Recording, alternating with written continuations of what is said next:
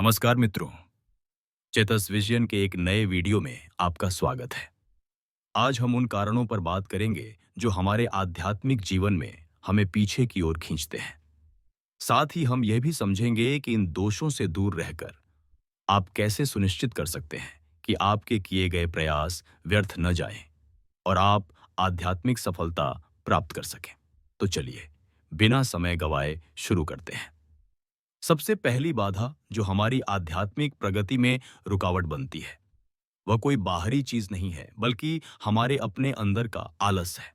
अक्सर हम सभी के साथ ऐसा होता है कि जब हम किसी आध्यात्मिक प्रक्रिया या साधना को शुरू करते हैं, तो प्रारंभ में बड़े मन और उत्साह के साथ करते हैं। लेकिन धीरे धीरे यही उत्साह ढलने लगता है और आलस से हमें घेरने लगता है। हम अपनी नियमित साधना में ढिलाई बरतने लगते हैं। फिर अपने आप को तसल्ली देने के लिए या काम से बचने के लिए बहाने बनाने शुरू कर देते हैं। जैसे आज नहीं, कल से पक्का शुरू करूंगा, या अभी नहीं, थोड़ी देर बाद करूंगा।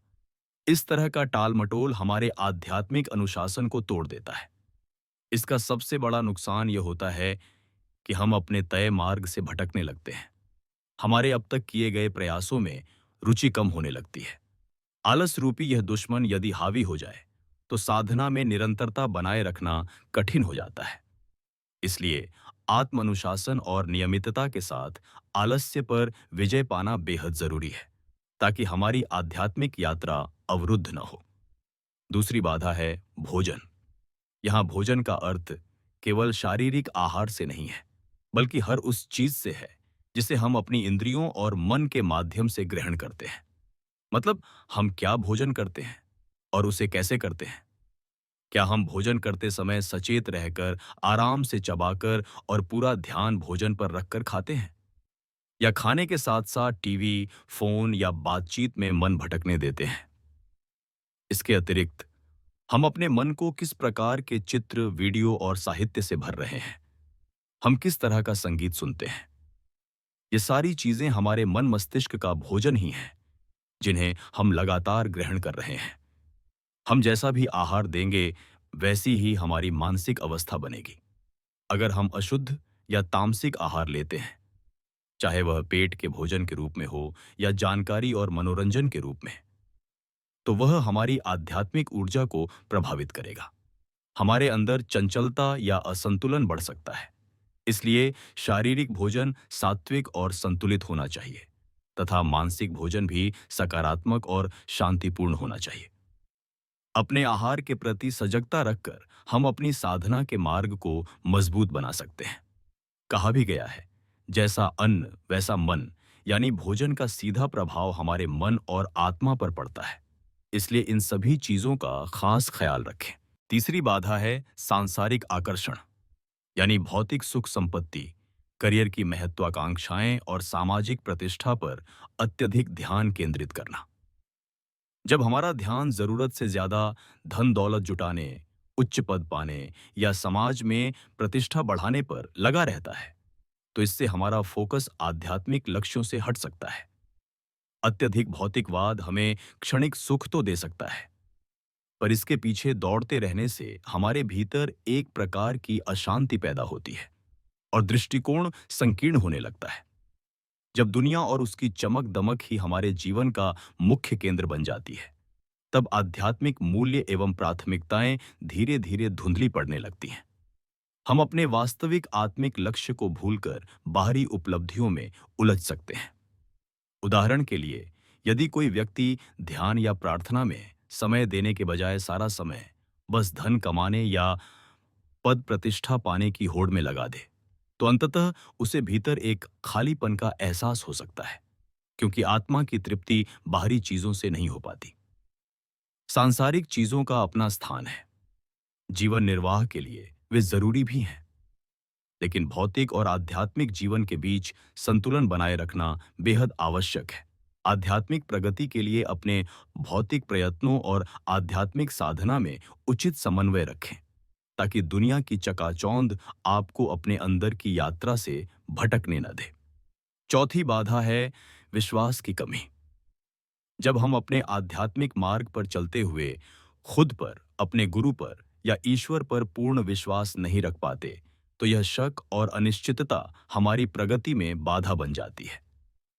आत्मविश्वास और आस्था, ये दोनों ही आध्यात्मिक साधना के लिए अत्यंत आवश्यक ईंधन की तरह है।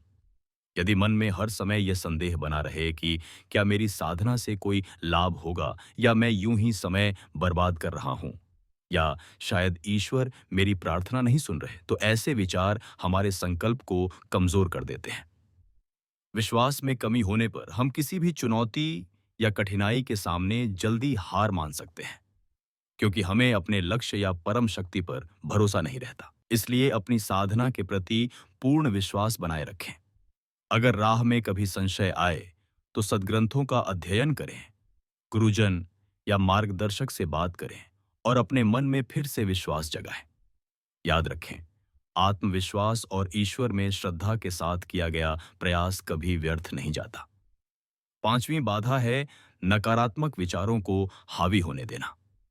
निरंतर चिंता, भय, क्रोध या निराशा जैसे नकारात्मक भाव हमारे मन को भीतर से खोखला कर देते हैं और हमारी ऊर्जा को क्षीण करते हैं, जिससे आध्यात्मिक प्रगति की रफ्तार धीमी पड़ जाती है। यदि ध्यान या प्रार्थना के समय दिमाग में ऐसे विचार घूमते रहें, तो एकाग्रता भंग हो जाती है और साधना बेकार लगने लगती है। हर परिस्थिति में बुरा ही सोचने वाला व्यक्ति ईश्वर की दी हुई अच्छी चीजें देख ही नहीं पाता और उसके मन से कृतज्ञता की भावना भी मिटने लगती है। इसलिए जरूरी है कि हम अपने विचारों पर सतत निगरानी रखें। कोई भी नकारात्मक विचार आते ही उसे पहचान कर सकारात्मक विचारों से बदलने का प्रयास करें। आप प्रेरणादायक पुस्तकें पढ़कर, सत्संग सुनकर या प्रकृति के सानिध्य में समय बिताकर अपने मन में सकारात्मकता भर सकते हैं। जब हमारा दृष्टिकोण सकारात्मक होगा, तब कठिन परिस्थितियों में भी हम धैर्य और आशा बनाए रखेंगे, जिससे हमारी आध्यात्मिक साधना गहरी होती जाएगी।